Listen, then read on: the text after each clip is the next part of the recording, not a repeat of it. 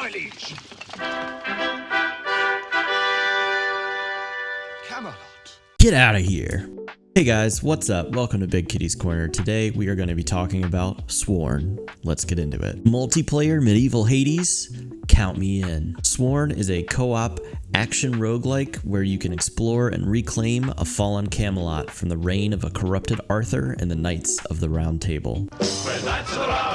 Alright, no more Python references. Honestly, I've been excited for this game to come out, even though it's in early access. I played in one of the early playtests and had a great time. If you have played Hades before, you will feel right at home here, but this time, you can bring friends along. Sworn does a great job with making the game feel pretty seamless in a multiplayer setting. The biggest thing I was worried about was how they handled the player dying feature, which I feel like they succeeded in making something that works well. Reviving ends up costing a health, money, or team max health payment to revive them at the end of an encounter. But before the encounter is over, you're a little orb that can shoot and try to help your teammates even if you're only doing a small fraction of damage. Gameplay wise, there are 4 characters, each with 4 weapons and also 4 castable abilities, which gives you a great variety on how you want to play the game. Out of a round, you can upgrade your weapons, base character stats. There are skins and in-round extras you can unlock, like secret shops and extra buffs. I really like the phase, which is this game's equivalent of someone that gives you boons. Some I think are much better than others. I like that there are pets for each fae, which gives a great variety. Buffs for the most part are player specific, so you each can have your own build. However, the regular shop inventory is shared, so make sure when you go to buy something, you talk about who is buying what before just jumping straight in and purchasing something. Early on, I felt like I struggled getting a cohesive build together, but once you get access to the rerolls, things really start to pick up. I didn't really find a tank build that suited me, so I ended up being a caster for the majority of the time. Currently, I think some of the bosses aren't balanced super well.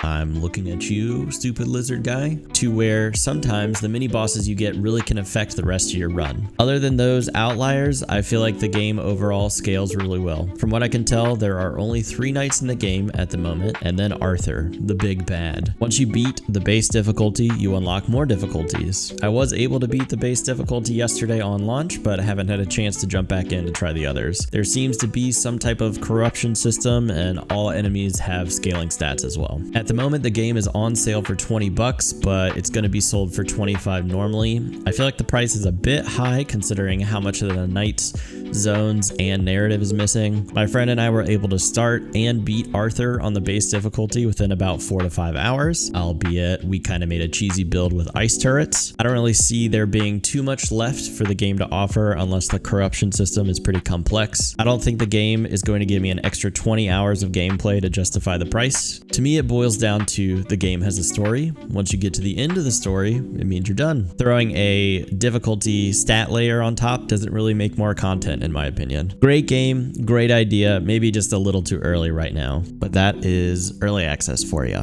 Thanks for watching, guys. Let me know if you got the game and what you think in the comments below. Thanks so much for watching. This is Big Kitty, signing out.